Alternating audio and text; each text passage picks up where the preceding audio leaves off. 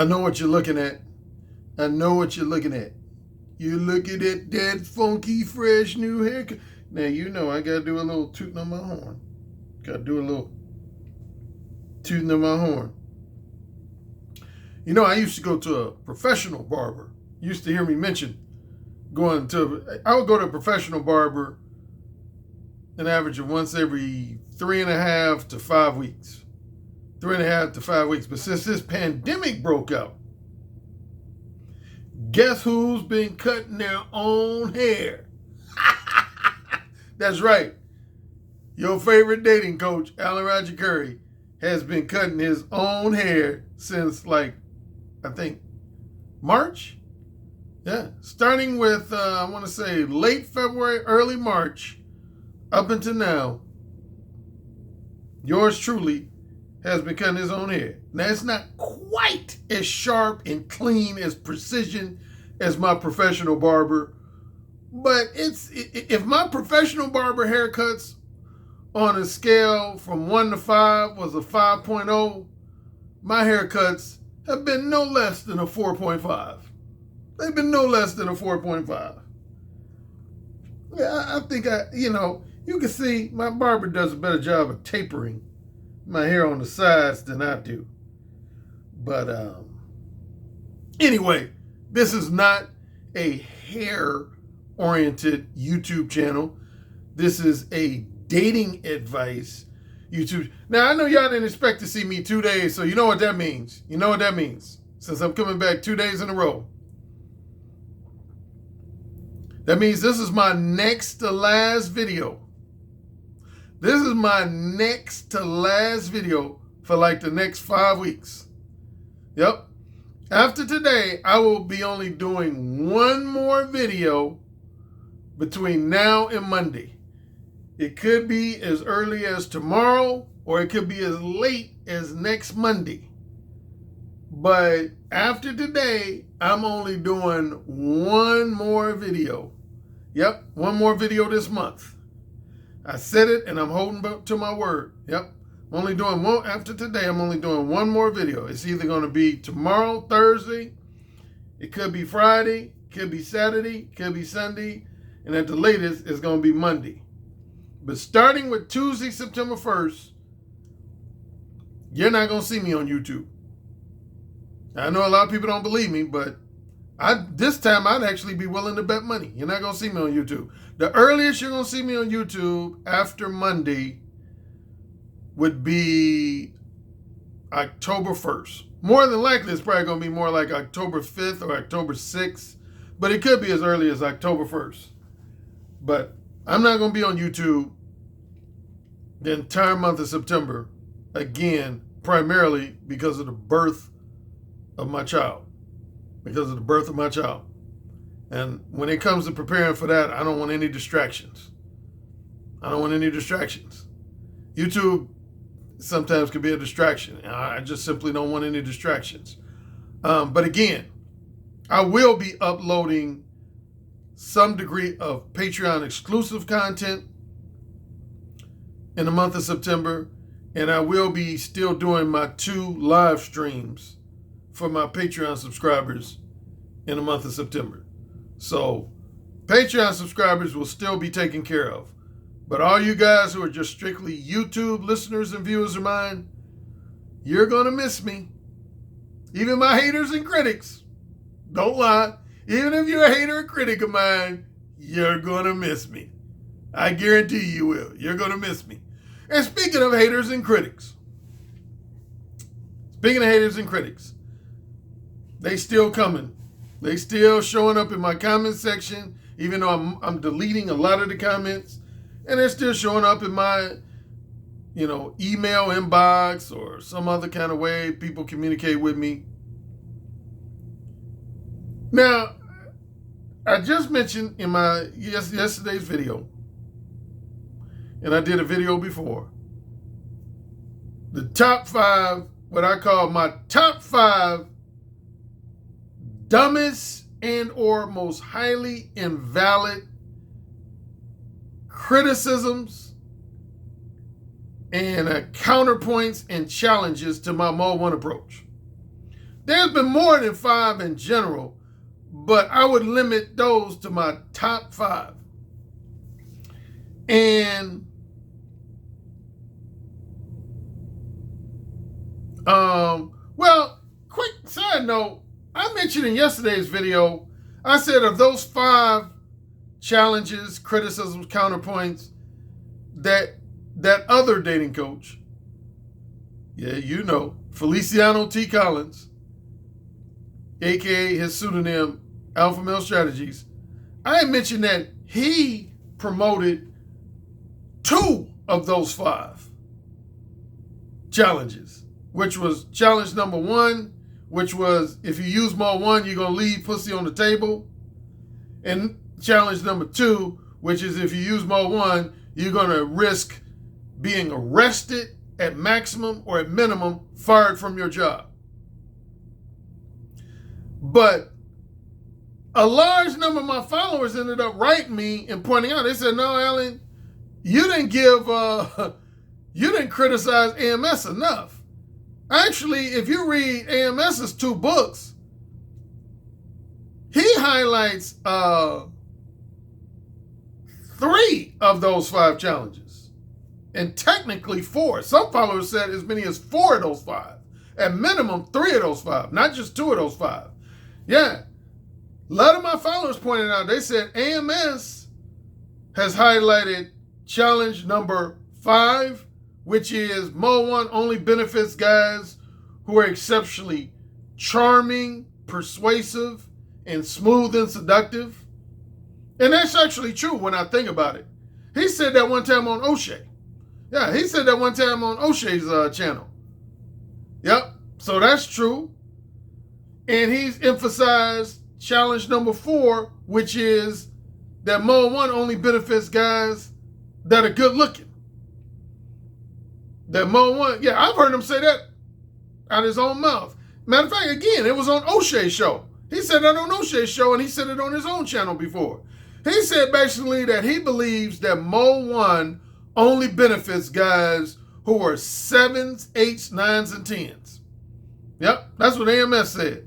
He said he believes mode 1 only benefits guys who are 7s, 8s, 9s, and 10s. The only one of my top 5 criticisms, challenges, and counterpoints that I haven't heard AMS express is challenge number 3, which is mode 1 only helps you with slutty women. I don't think I've ever heard him say that. Now, if somebody else has, you can let me know, but I've never heard him say that. No! I just thought of it. No, let me take that back. Yeah, he did.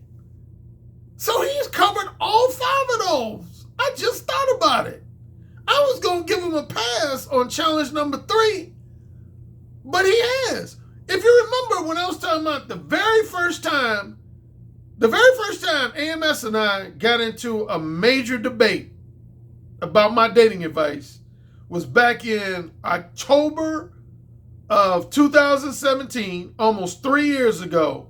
Because again, he used to post in my comment section pretty regularly for about a span of about 3 months. Yeah, he used to post in my comment section pretty regularly for a span of roughly about 3 months in fall of 2017. And the first major disagreement he and I had was I was on a video talking about how I never take women out on dates in order to score casual sex from them. And AMS was like, no, man, you know, I'm paraphrasing his words. These weren't his exact words, but essentially he was like, man, you got to take a woman out on 2 or 3 dates. You got to take a woman out on 2 or 3 dates. He said, and this was what he said. Again, these are not exact words. I'm paraphrasing. But he said, the only way I see a man getting away with being able to get a woman in bed for casual sex without taking them out on at least 2 or 3 dates is if that man is really, really good looking, which would relate to challenge number 4,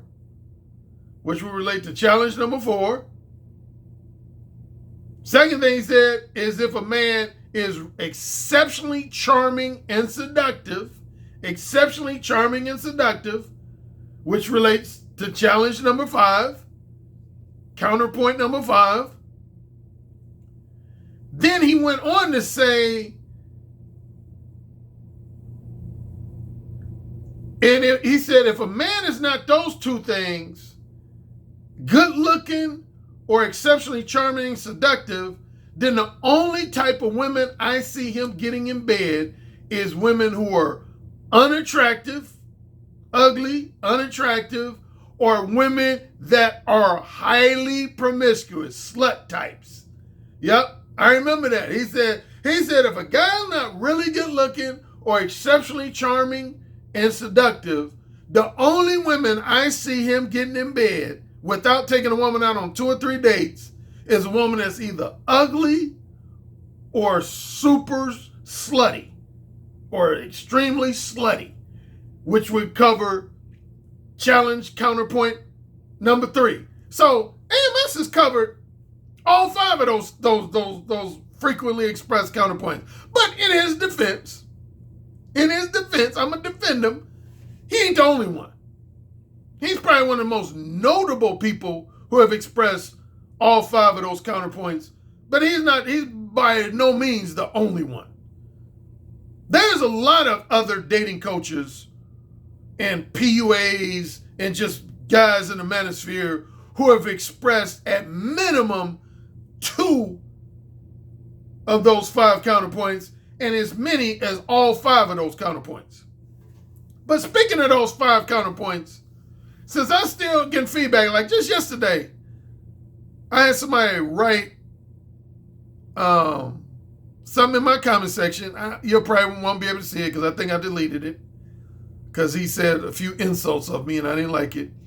But essentially, I'm telling you, I give you a warning. If you insult me, man, that's instant deletion. Comment ain't gonna make it in my comment section. If you throw harsh ad hominem attacks, personal insults, that type of thing, you asking for the shit to be deleted. It ain't gonna stay in my comment section. It's gonna be deleted as soon as I see it. So if you want your comment to remain in my comment section, don't insult me. If you disagree with something I say, but you don't insult me, you show me my respect, there's a 95% chance I'll keep your comment up in my comment section. But if you insult me, that's immediate deletion. But anyway, this guy said, and I'm going to be paraphrasing his words, I don't have it in front of me. But he said, Alan, it's almost similar to, I did a few videos ago where I talked about Mumia Obsidian Ali. That outspoken and controversial black male manosphere guy. I was going to say YouTuber, but he's not really on YouTube anymore. But he had just a week or 2 ago basically said, I don't believe Alan Roger Currie has had successful women in his adult life because of his Mode 1 philosophy and or because of his smooth, seductive mouthpiece. I think those things are secondary factors. But he said the number 1 reason why Alan Roger Currie has been successful scoring a lot of casual sex from hundreds of women over the course of his life is mainly because he is, and more so was, a light-skinned pretty boy. And in the 1970s, 1980s, and 1990s, black women love light-skinned pretty boys. That was the Mumia Obsidian Ali argument. And there's a number of people. Again, just the other night when I was on a panel discussion, there was at least 2 or 3 guys that echoed those same sentiments. And this guy who wrote this comment just last night pretty much said the same thing. He said, Alan, you are so fucking delusional. I can't believe you don't recognize how delusional you are. How are you delusional? You think you can just write a book that's based on the sexual conquest of a light-skinned pretty boy.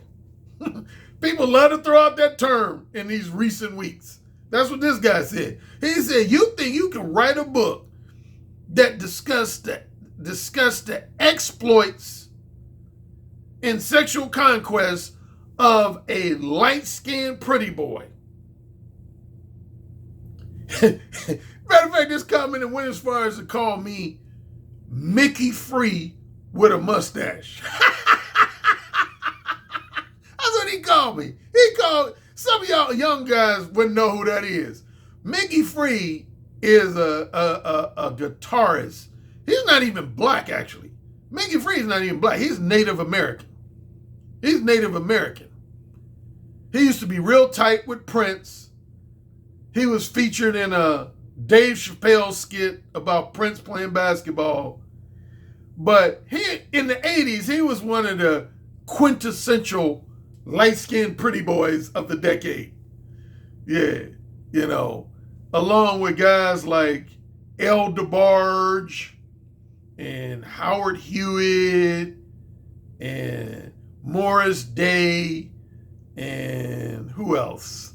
Who else was a well-known light-skinned pretty boy of the 80s? I can't think of anybody else off the top of my head. But yeah, Mickey Free. He wasn't that well known as those other names I mentioned. But that's what this commenter called me. That actually did make me laugh. He said, your ass was looking like Mickey Free with a mustache. He said, you got the nerve. See, that still makes me laugh.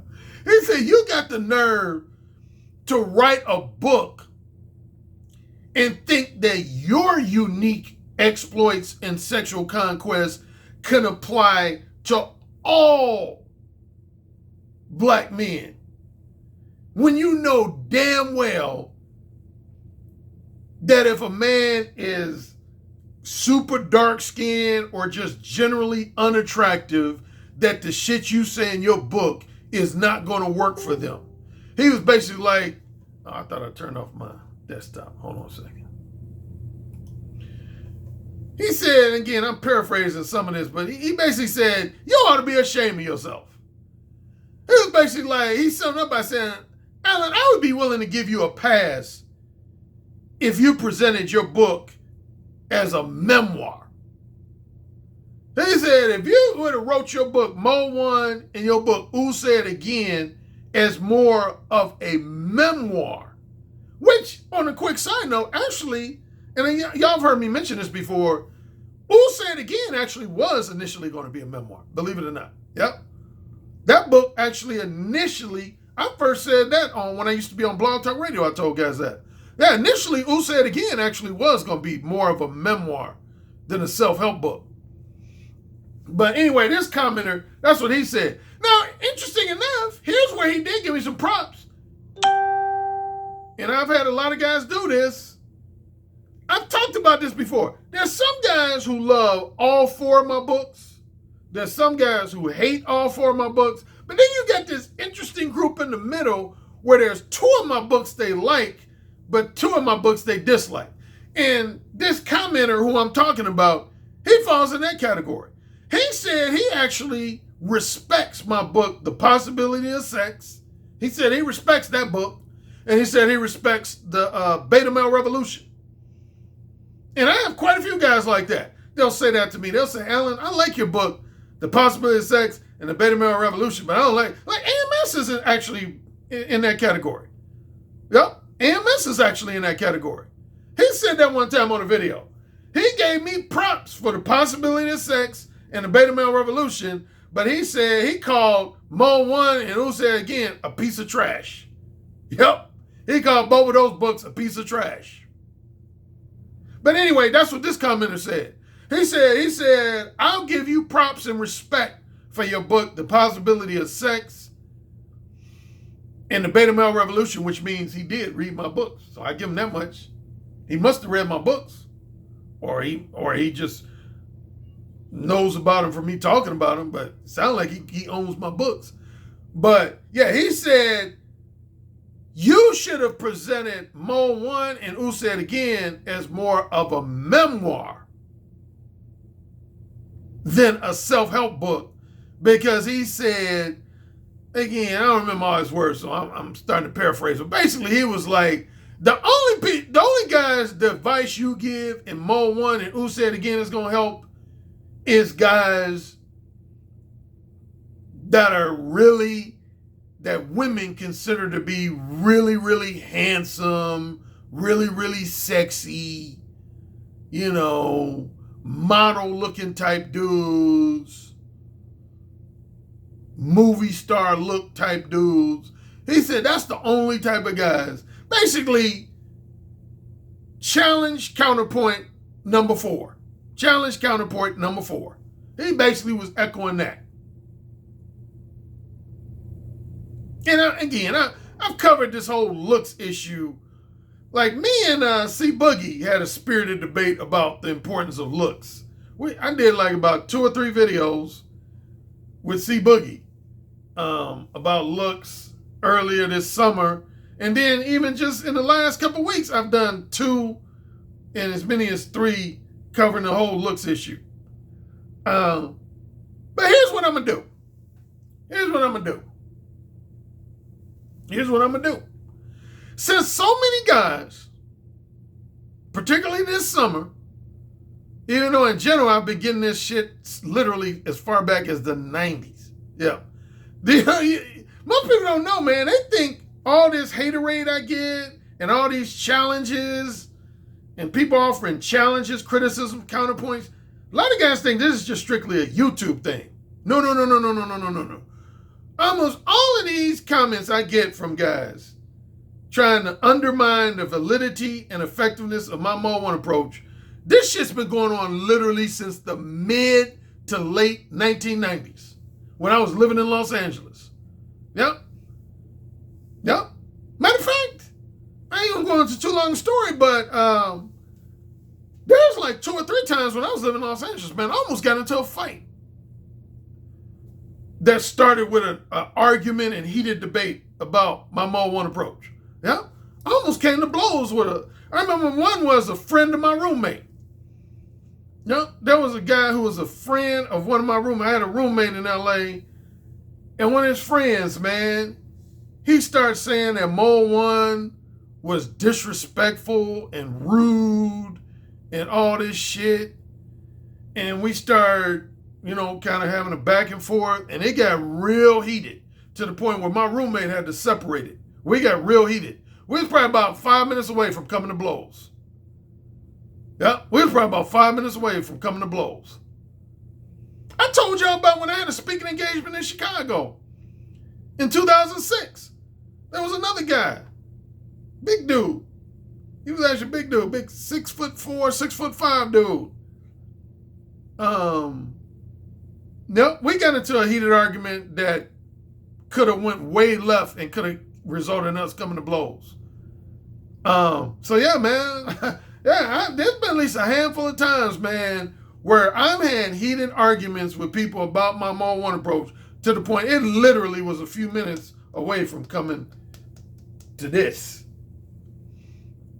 And, well, man, people be hating on Mode 1, man. There's guys who passionately, I'm not just talking about mild criticisms. There's some guys that passionately hate Mode 1. I mean, like, passionately hate Mode 1. They just don't disapprove of it or just casually disagree with it.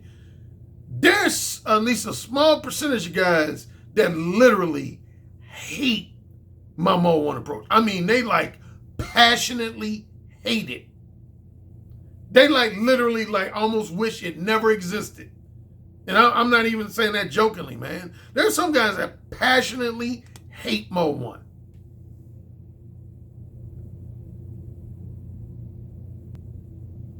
Yep. But here's what I'm going to do. Since I'm getting all this feedback, a lot of it negative, about Mode 1, this is what I'm going to do. I'm going to analyze the alternatives to Mode 1.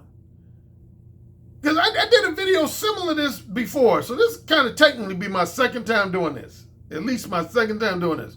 But I'm examining the 4 general alternatives to being more one with women, and I'm going to put them to the same test. Yep, I'm going to put these alternative methods to the same test, which would be asking the question, does looks play a part or no? Is this alternative method, does it favor good-looking guys or not really? That's the first question I'm asked with each of these methods. Does this alternative method favor good-looking guys or no? Does this alternative method only capable of attracting highly promiscuous women or no? Is this alternative method put you at risk for a sexual harassment charge, a sexual misconduct charge, or a sexual assault charge or no? And finally, does this alternative method put you in a position to leave pussy on the table, as AMS and others like to say? So those are the 4 things I'm evaluated on.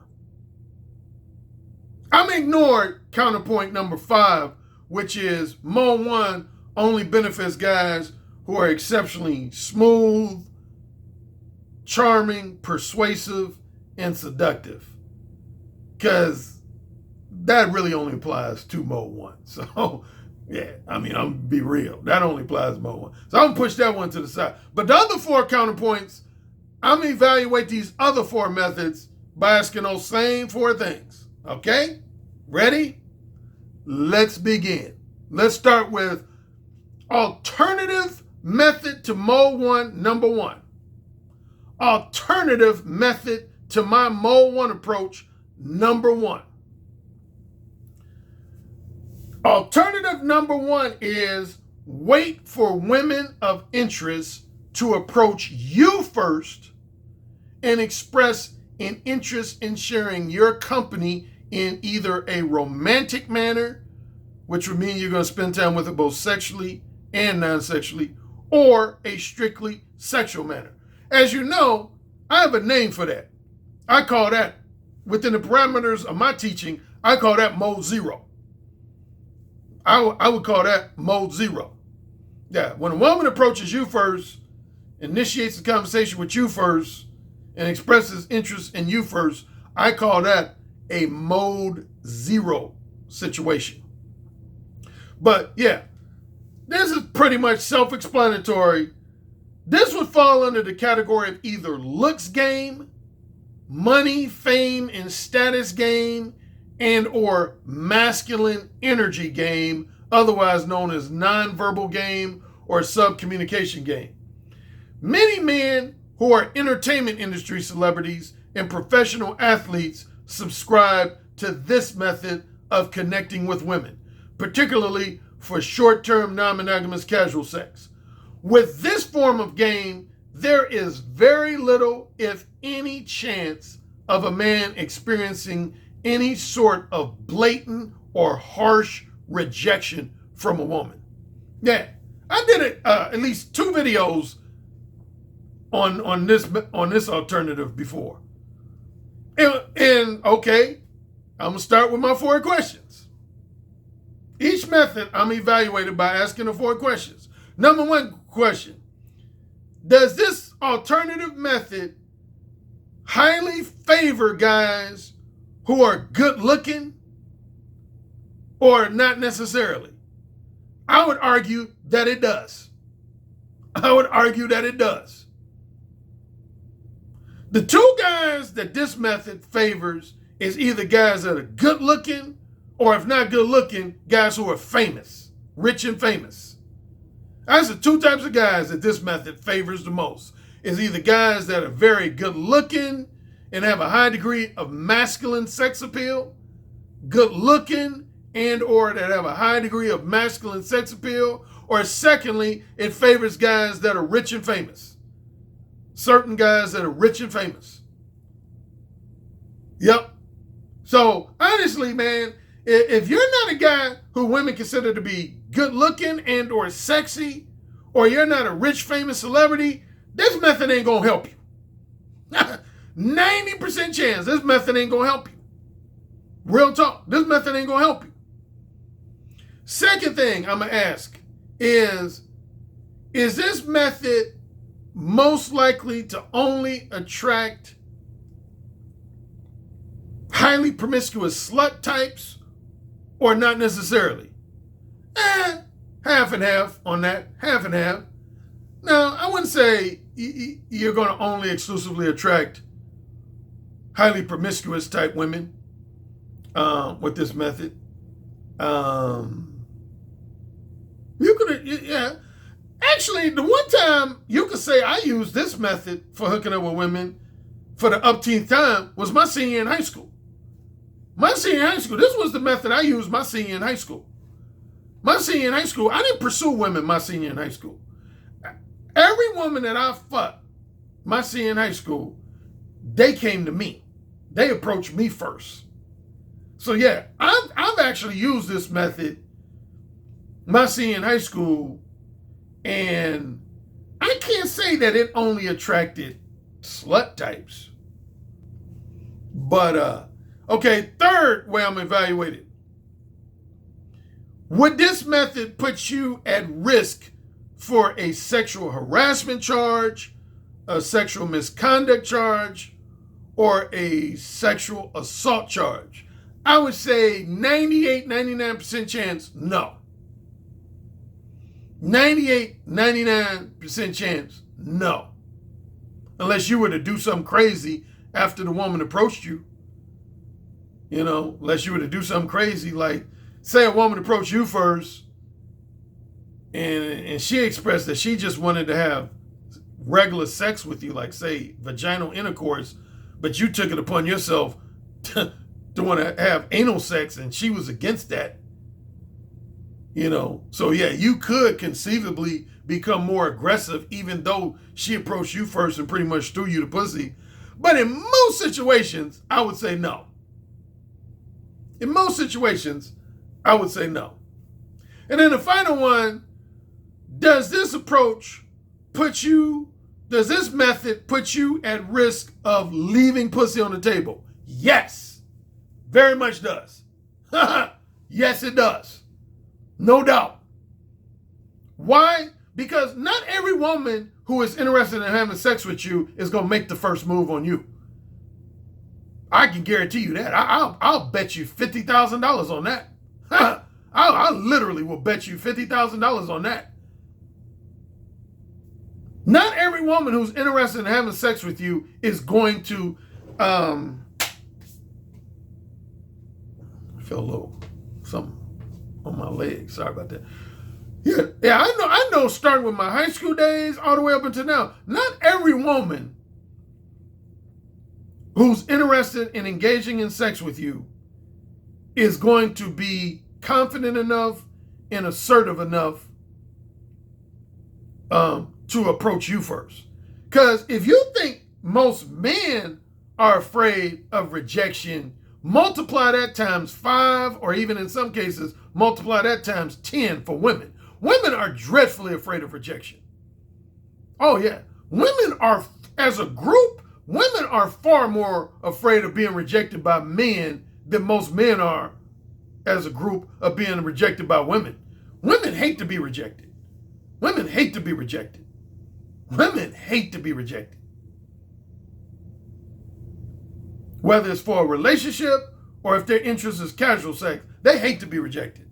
I can't tell you how many women that I've had sex with in my life that when I discussed this subject with them, they flat out said, I would say the vast majority of women I've had casual sex in my life told me, they said, I would have never approached you first and just walked up to you and said, would you like to fuck me? No. Because I like for example, there's some women I fucked that I told them stories of women who have done that. And the first thing these women who I was telling the story to would say is, oh no, I could have never done that. They would say like, not in a million years would I ever go up to a man and just say to him, would you like to come back to my place and fuck me? Or even just simply, would you like to come back to my place? Most women, man, they're not going to do that, particularly if they consider themselves a classy, respectable good girl. A classy, respectable good girl. They're not going to do that shit. So yeah. So with this method, as it relates to my 4 counterpoints that I frequently are expressed to me, again, to recap, does this method, alternative number 1,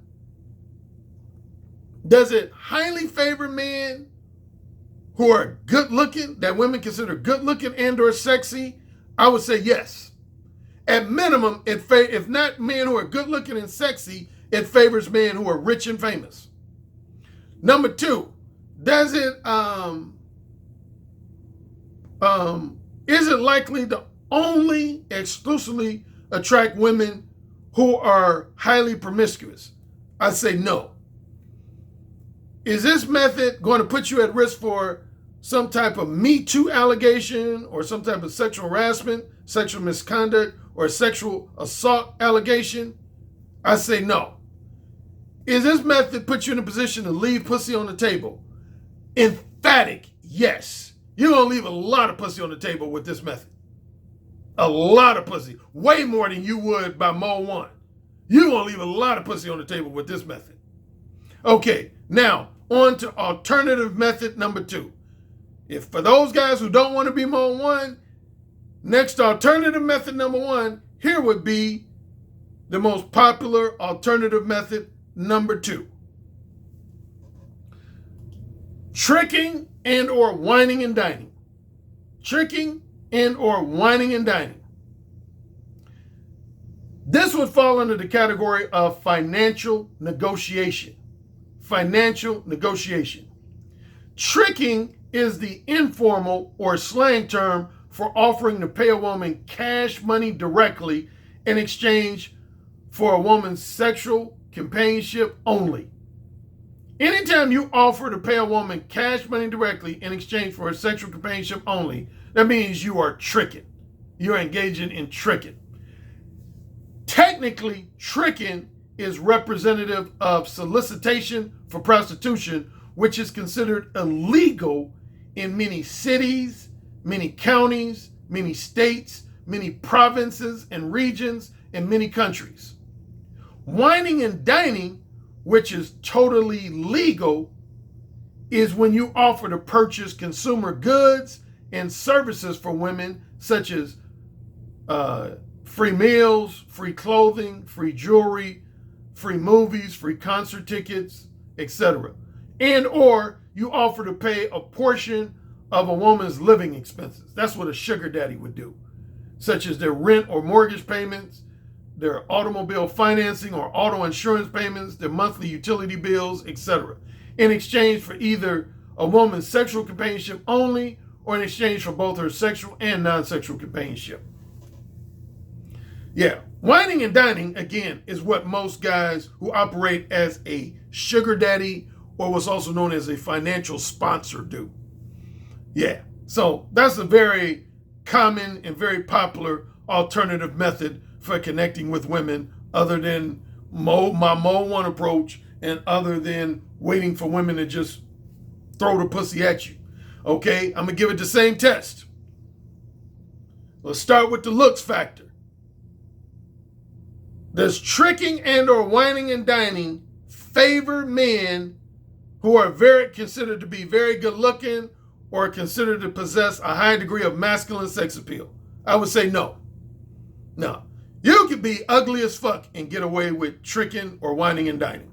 That's just the reality. You could be ugly as fuck as a man and get away and have some degree of success with tricking and or whining and dining. So looks is not a factor with this method. Number 2, is this method likely to only attract women, appeal to women who are highly promiscuous? Only appeal to women who are highly promiscuous? I would say for the most part, no. No. Particularly whining and dining. Now, tricking, yes. Yeah, I would say half and half. Tricking, yes.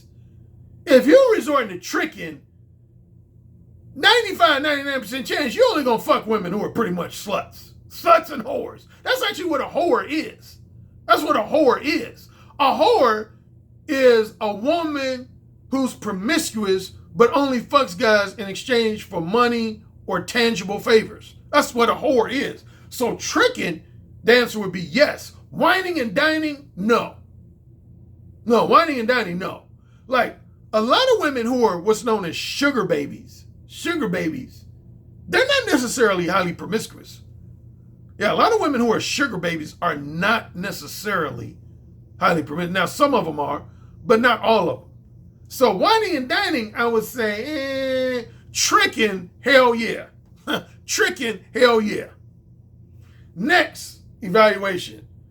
Does tricking and or whining and dining put you at risk for a Me Too allegation or sexual harassment, sexual misconduct, or sexual assault? In a work situation, yes, it does. Yes, it does. Yes. Yes. Yep. It very much does. If you offer a coworker of yours money in exchange for sexual companionship, and she tells somebody who's a higher ranking in the company or corporation than you, oh, you getting fired. Oh, you getting fucking fired like a motherfucker. You can't be tricking in the workplace. You can't be tricking in the workplace, bro. You asking to be fired. Straight up. Seriously. You asking to be fired. You asking to be fired. Even whining and dining. Whining and dining, man. Yeah. With a coworker or a business colleague, if you offer to wine and dine a woman specifically in exchange for a sexual companionship, that could put you at risk if you work for a major company or corporation. I wouldn't risk that, fellas. Real talk. So yeah, my answer would be yes. That is risky. That is risky. Yep. Tricking and whining and dining. Well, number one, even outside the workplace, tricking is risky for the simple fact that technically it's illegal. Depending on what city, state, country you live in, that's illegal. Now, there's some cities where it's legal, like Amsterdam, the shit's legal. Certain counties in the state of Nevada here in the United States is legal. But in a lot of cities, states, and countries, tricking is illegal. You can either go to jail because of tricking, or at minimum, you can suffer a fine. You have to pay a fine. So that's number one. So even outside the workplace, it's risky. Whining and dining outside the workplace, I can't think of any risk associated with wine. Well, the main risk associated with whining and dining would be you could easily be played by a woman. That's the single biggest risk of being whining and dining. It doesn't have to do with legalities. Is that you could just simply be played like a motherfucker. You know, women who are highly manipulative and materialistic, they prey on men who wine and dine them. So that's the biggest drawback to whining and dining, is that you can get played. But going back to the workplace, both tricking and whining and dining, you could be the victim of a Me Too allegation. Wouldn't do it. Final. Is tricking or whining and dining have the potential to cause you to leave pussy on the table? Yes. Yeah. For the sake of time, I'm not going to go on late. But I told you, man, I had some conversation with women in Los Angeles back in 2018. And a lot of these women said to me, they was like, if I meet a guy that I know I just want casual sex with, and he starts offering to wine and dine me, they was basically like, oh, I'm going to lose interest in him. Because I'm going to immediately look at him as a beta male. That's what they basically said. They said, I'm going to look at him as a beta male. Women don't want to have casual sex with beta males. They don't. And if they do have casual sex with a beta male, he going to have to give up some cheese. So, yeah, you're going to leave a certain percentage of pussy on the table with whining and dining.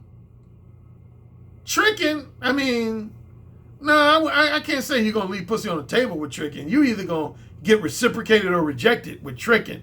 But whining and dining, yeah, can put you in a position to leave pussy on the table.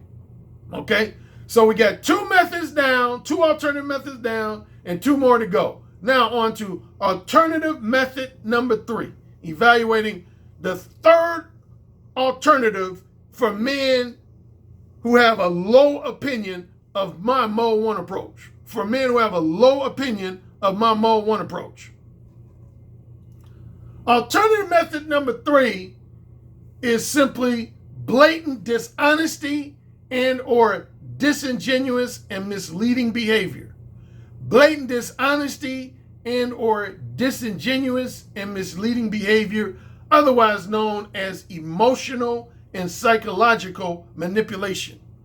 Emotional and psychological manipulation. This would fall under the category of indirect verbal game. Indirect verbal game, which is what Alpha Male Strategies, Ramil Amir, and many other guys in the manosphere promote. A very common example of this method would be a man giving a woman either the overt, which would be mode 3, the overt impression, or a more subtle impression, which would be mode 2, that he is very interested in entering into and maintaining a long-term, emotionally profound, strictly monogamous romantic relationship with her, when in reality, he really only wants to engage in a few episodes of short-term and or non-monogamous sex with the woman. This form of emotional and psychological manipulation of women could manifest itself in the form of what's known as pump and dump. Pump and dump. I've covered that in at least two or three videos. Pump and dump. Yeah, like Ramil Amir, he promotes mode 2 pump and dump. So does Alpha Male Strategies. Yeah, Alpha Male Strategies and Ramil Amir promote mode 2 pump and dump. Other guys promote mode 3 pump and dump. Or the other second way it can manifest itself is in the form of indefinite infidelity and adultery. Indefinite infidelity and adultery. Yeah, man, I'm running out of time, so I can't expand too lengthy. But I'm going to just give it the evaluation like with the first two methods. Number one, does emotional and psychological manipulation favor good-looking guys and sexy guys? I would say to a certain extent, yes. Not totally, but to a certain extent, yes, man. That's usually your debate. That's usually the debate. You gotta be either good. Women have to consider you either good-looking, sexy, or at bare minimum, charismatic and persuasive. Good-looking, sexy, or at minimum, charismatic and persuasive. You got to be a persuasive liar and a manipulator to pull emotional and psychological manipulation off. I pointed this out before. Even with indirect verbal game, you have to have a mouthpiece. See, a lot of people think only guys who use direct verbal game got to have a mouthpiece. No. Even in order to be a liar and a manipulator, you have to have a persuasively charming mouthpiece. You have to be a skilled, charismatic liar and manipulator. But as far as just strictly looks and sex appeal, I'm not going to say it totally favors guys who are good looking and or considered sexy, but to a certain extent it does. Second thing, does this method only going to work on women who are highly promiscuous? No. I would say actually just the opposite, which is why a lot of guys use this method. One of the reasons why a lot of guys use this method, alternative method number 3, is so they can get women who are not promiscuous in bed. So they can get women who are known as prudish good girls in bed. That's the one reason why a lot of guys use this method, is so they can get a woman who's a classy, prudish, strictly monogamy-oriented good girl type in bed. So the answer to the second question would be no. Can this method run the risk of you facing a charge of either sexual harassment, sexual misconduct, or sexual assault? Yes. I did a whole video on that. When I was talking about Aziz Ansari and a couple other celebrities. I did a whole video on that. That's one of the reasons why you fucking have the Me Too movement, is because of emotional and psychological manipulation. The Me Too movement is, you could say, the matter of speaking, is a lot of women's revenge for men who have pumped and dumped them and emotionally manipulated them. That's what the Me Too movement is, man. Y'all need to wake up to that fact. That's one of the number one things that motivated the Me Too movement. So hell yeah. Particularly if you're talking about pumping and dumping like a coworker or some type of business colleague, oh, you're going to be fucked. You're going to be straight up fucked. Trust me on that. And then the final question is, using this method, will you leave some pussy on the table? Answer is yes. Again, this goes back to those conversations I had with those women in Los Angeles in November 2018. A lot of women told me, man, if they meet a guy who they are just interested in having casual sex with, but they see that that guy is trying to act like he wants a long-term serious relationship, they lose interest. They lose interest. Matter of fact, somebody just wrote that in my comment section, I want to say yesterday. I had a guy right there in my comment section. He said, Alan, I've actually left more pussy on the table when I was attempting to be indirect with women and misleading and disingenuous with women than I have since I've been mode 1. Yeah, you will leave pussy on the table using emotional and psychological manipulation. You will leave a certain percentage of pussy on the table. Final method, and this is the most despicable method. Damn, I'm running out of time. I gotta really be quick on this. Here's the most despicable method out of the 4 alternative methods for those guys who have a low opinion of my mode 1 approach. Alternative number 4 would be circumventing verbal sexual consent. Circumventing verbal sexual consent via some form of physical force and or sexual misconduct. This would fall in the category of coercion or sexual misconduct. One example of this would be a man blatantly raping a woman who is either a complete stranger or a fairly new female acquaintance of his by using aggressive physical force with her and overpowering her. Another example of this would be providing a woman with drugs such as marijuana, cocaine, heroin, crystal meth, roofies, GHB, ketamine, Valium, etc., and or alcoholic beverages. When a woman's mind has been altered with drugs and or alcohol, she becomes totally incapable of providing a man with verbal sexual consent before proceeding toward oral sex, anal sex, and or vaginal intercourse. A third example would be a man who is a woman's employer or work supervisor threatening to fire her or deny her future employment, or threatening to deny her a job promotion or career advancement if she does not agree to reciprocate his sexual advances. For that third example, Tavis Smiley, anyone? Tavis Smiley, anyone?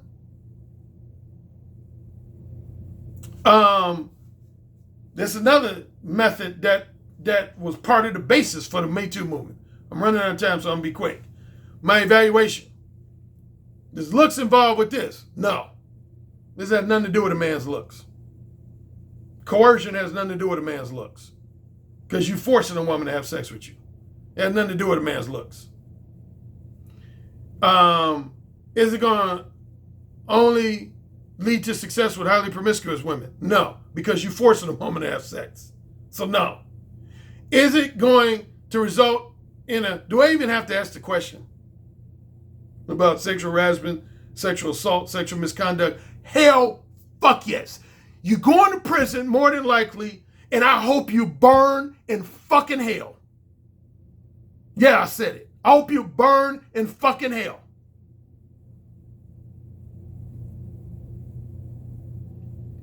You use one of these methods for alternative number 4, I hope every severe repercussion and consequences that can come your way does come your way. If somebody uses this method on my daughter, let me shut up. Y'all was going to unleash the dark side of Alan Roger Currie. Y'all was going to unleash the serious dark side of Alan Roger Currie. And finally, Now, you ain't going to leave no pussy on the table because you force a woman to have sex. For anybody who endorses any form of alternative method number 4, yeah, take these fingers. I want you to burn in hell. Real fucking talk. So, there you have it. If you're not a fan of Mode 1, you can entertain one of these other 4 methods and see how it works out for you, but all of them have pros and cons. Just like Mode 1 has its pros and it has its cons. All these other 4 methods have pros and cons. All of them. Even the one where you wait for women to attract you first has its pros and cons. One more video before the month is over. Then you won't see me. Yes, sir. Say it again. Yes, sir. Who's the king? Alan, you're the king. Say it again. Alan, you're the king. You're dominating me. Say it again. Alan, you're dominating me right now. Mode 1. Mode 1. Daddy, can I go, please? You're the king. Say it again. Oh, king. Oh, you're the fucking king. Yes. Yes. Yes. You're the king, Alan. AKA the king of verbal seduction. You know, it's the tone of your voice, how seductive your intonations are, the vibrations that you could just reach out over the phone lines and stroke a woman's breast just by the sound of your voice, how you could make her pussy so wet just by the sound of your voice. That's actually very hot. So you said my show was what? I said your show is powerful. Oh, say it again. Your show is powerful. But the king would fuck me really good. Who's the king? Alan Roger Currie. Oh, yeah. Who's the king? Alan Roger Currie. The king. The king. The king. I have to agree with you on the communication piece, because I actually did take a session with Alan Roger Currie, and he gave me a line that I did not think was going to work, and it worked. And I was like, what the fuck?